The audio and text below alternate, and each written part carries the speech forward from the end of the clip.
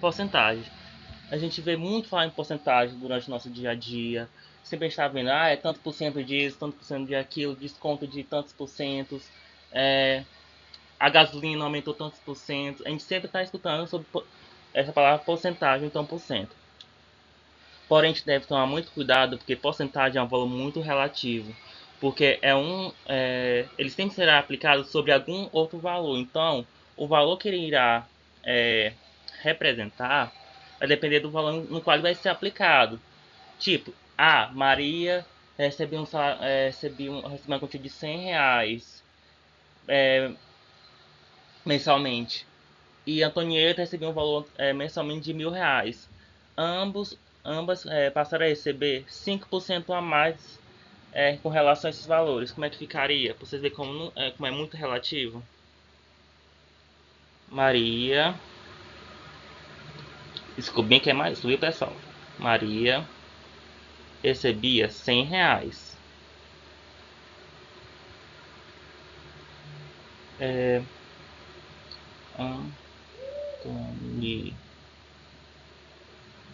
Antonieta recebia 1.000. A gente sabe que 5% de 100 é o que? 5. Então ela passou a receber R$ 5 a mais. Se aumentou 5%. E a Antonieta, que recebia 1.000, passou a receber R$ 50 a mais. Como é que eu sei esses valores? Tem algumas formas de você resolver questão de envolver porcentagem. Ou você resolve por regra de três, que geralmente as pessoas fazem. Ou tem uma outra forma de você resolver, que é como? Vocês pegam o valor que você quer representar no caso, tipo assim, o valor da aplicação, botar BP vezes a porcentagem dividido por 100. Se vocês fizerem isso, vai dar justamente o valor de quanto que equivale. Tipo assim, ó, o valor bem de Maria, vamos usar esse exemplo.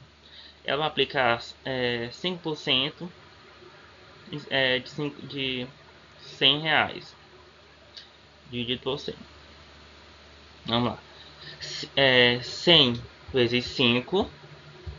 500 dividido para 100 dá o que? 5. E a Antonieta ali era o que? 1.000. 1.000 vezes 5 dividido por 100. Posso cortar aqui, corta aqui, corta aqui, corta aqui. Ficou 10 vezes 5, 50. Esse método é um método bem prático. Aí como é que eu sei quanto que vai ficar o novo valor que Maria vai receber e Antonieta? É só acrescentar. Ela não recebia 100, então vai ficar 100 mais 5, que dá igual a 105. E Antonieta, que recebia 1.000, mais 50, que é o valor que equivale a 5%, vai ficar o que? 1.050. Entenderam, pessoal?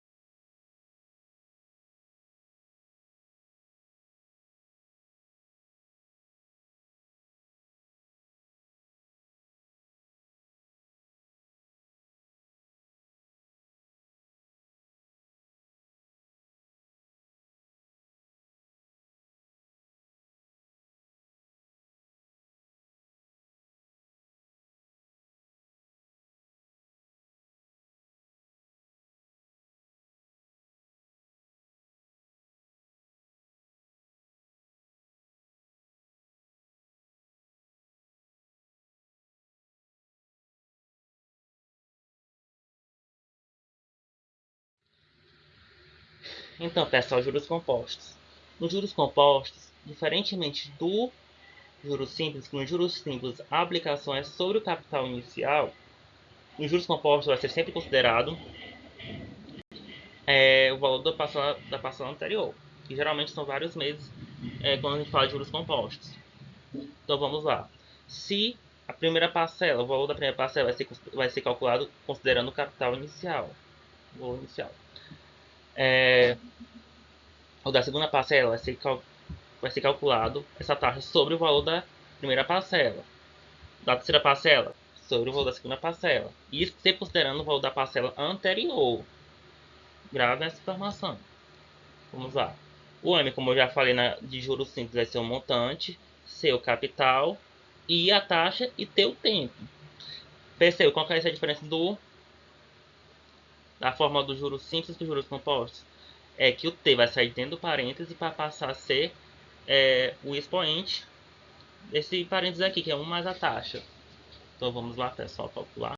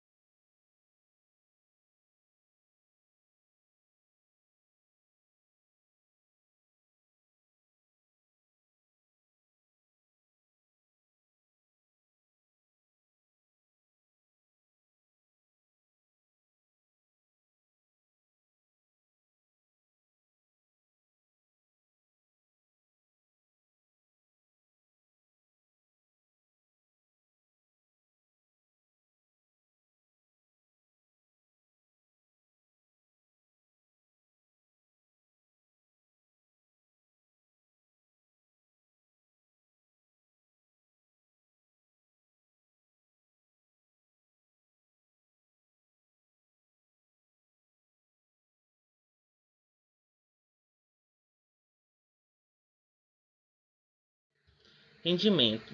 Mas afinal, o que é rendimento? Essa é uma pergunta que todos os investidores precisam saber.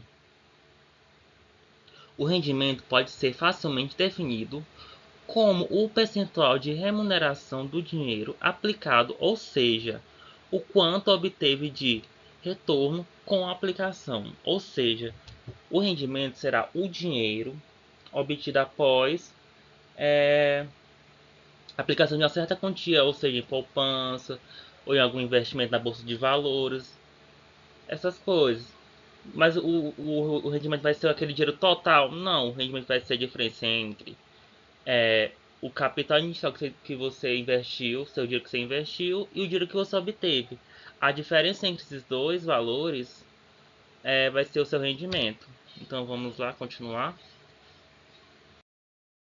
Então, pessoal, geralmente para você calcular o rendimento, não em especial o rendimento, quanto que você vai ter no final desse rendimento, se utiliza muito do cálculo de juros compostos. Por quê? Porque os juros compostos ele calcula uma taxa sobre o valor do mês anterior. Tipo assim, eu investi um dinheiro durante 3 meses, uma quantia de dinheiro. O rendimento que vai obter do primeiro mês vai ser sobre o valor inicial que foi depositado. O valor do rendimento do segundo mês será a taxa aplicada sobre o valor que eu obtive no primeiro mês de rendimento. E o valor que eu vou obter no terceiro mês será resultado da aplicação da taxa de rendimento sobre o valor obtido no segundo mês. E se fosse juros simples, não. Juros simples geralmente a taxa aplicada sobre o valor inicial, não sobre o valor do mês anterior. Por isso que geralmente é utilizado o cálculo dos juros compostos para calcular o rendimento, ou seja, o valor que vamos obter após esse rendimento. Então vamos lá entender um pouco mais dessa fórmula. A fórmula é M, que no caso vai ser o montante. O que vai ser esse montante? Será o valor que eu vou obter após esse rendimento.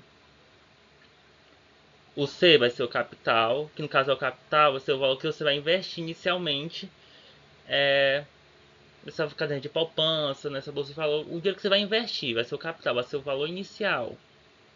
O I vai ser a taxa de rendimento. E o T vai ser o tempo, quanto tempo esse dinheiro vai estar sendo investido. Preste bem atenção.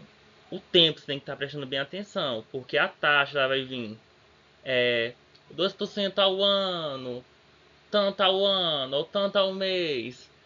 E já o tempo você tem que prestar bem atenção, se o tempo vai estar em mês ou em anos. Porque se a taxa estiver em tipo 2% ao mês e for tipo 3 anos, vocês têm que transformar e fazer com que fique no mesmo escala de tempo, no caso.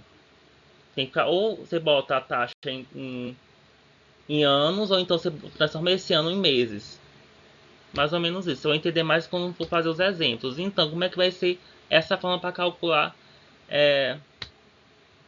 esse rendimento? Quanto que eu vou obter após esse rendimento? Vai ser o montante igual ao capital inicial vezes 1 mais a taxa de rendimento elevado ao tempo que será aplicado esse dinheiro. Gravem bem essa fórmula.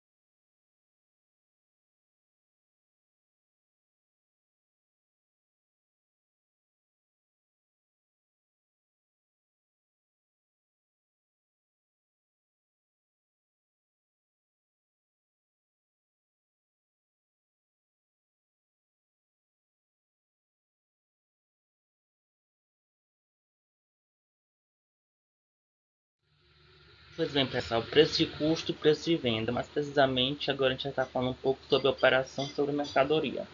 Vamos lá? Quando falamos de preço de custo, o que é o preço de custo? O preço de custo de uma mercadoria compreende o preço de aquisição acrescido das despesas diretas sobre a compra e a venda e ainda das despesas de administração, tributos como PIS, CONFIS, ICMS e outros, e de funcionamento da empresa, notação PC ou C. Então, o que vai ser o preço de custo? Será o preço o preço da produção com as taxas, será o preço da pessoa que fabrica aquele produto e vai repassar. Esse se chama de preço de custo, preço de venda. Preço de venda é o valor cobrado ao cliente. Então, é o valor final do produto, é o valor no qual vai ser vendido ao cliente final. E lucro é o ganho obtido em uma transação comercial, notação L. E a notação do preço de venda é PV ou V. Quando a gente fala de prejuízo é quando a gente perde, entendeu, pessoal? A gente não botei aqui, mas é quando a gente sai perdendo.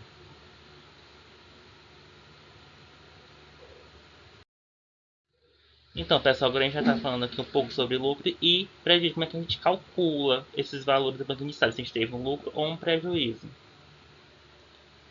Quando a gente calcula o lucro sobre o preço de custo, como é que a gente vai calcular isso? Quando vem dizendo na questão? Porque geralmente a questão vem dizendo o produto tal foi vendido com tantos por cento de lucro, aí ele diz sobre o preço de custo, então ele diz sobre o preço de venda. Sempre a questão vai estar dizendo, viu? Você tem que prestar bem atenção nisso. Aí quando eu falo de lucro sobre preço de custo, como é que eu vou calcular esse preço? Será assim, ó, preço de venda, que é o preço que vai ser vendido o produto, o que foi vendido o produto, igual ao preço de custo, vezes, abre parêntese, 1 mais a taxa. Lembrando, essa taxa que é a porcentagem que geralmente a questão dá. Só que quando a questão vai dar o que em porcentagem, tipo esse número x%. Aí comecei a fazer, bota esse x sobre 100 e o valor que der que você vai botar aqui na taxa. E quando o lucro for sobre o preço de venda, aí como é que você vai calcular? Vai ser o preço de venda, vai ser igual ao preço de custo sobre 1 menos a taxa. Ficou entendido, pessoal? Esse é assim que vocês vão calcular esses dois. Lembrando, quando a gente está falando de lucro, a gente está falando de valor positivo, de taxa positiva. Você vai ter um lucro. O seu preço de venda vai ser maior que o preço de custo. Vamos para o próximo. Quando a gente fala de prejuízo. Quando a gente fala de prejuízo é quando a gente sai o quê? Perdendo. E as mesmas formas que a gente utiliza para calcular o lucro, a gente vai usar para calcular também o prejuízo, quanto foi que foi vendido. Porém, o que vai mudar? A nossa taxa vai estar negativa, porque a gente vai sair o quê? Perdendo. Então, quando for lucro sobre o preço de custo, como é que a gente vai calcular? A gente vai calcular preço de venda vezes, ou igual ao preço de custo, vezes 1 mais a taxa, que aí está negativa. Esse aqui vai ser para a gente calcular o lucro sobre o preço de custo. Quando vier assim, vendi um produto X com tantos por cento de prejuízo sobre o preço de custo. Lembrando, a questão sempre vai dizer onde está sendo calculada essa taxa, sobre o preço de custo ou sobre o preço de venda. Quando for o preço de venda, pessoal, aqui não é ele, aqui vai para C, P. Deixa eu ajeitar aqui.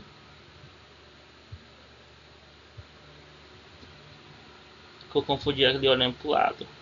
P, o P é de prejuízo, viu, pessoal? Aí fica o quê? Preço de custo. Preço de venda vai ser igual ao preço de custo dividido para 1 menos a taxa. Lembrando, a taxa vai ser o quê? Negativa. No prejuízo, por conta que o valor vai ser menor que o preço de... O valor de preço de venda vai ser menor que o preço de custo, logo vai ter um, quê? Um prejuízo. Se tem prejuízo, o valor vai ser menor, logo vai ser negativo a taxa.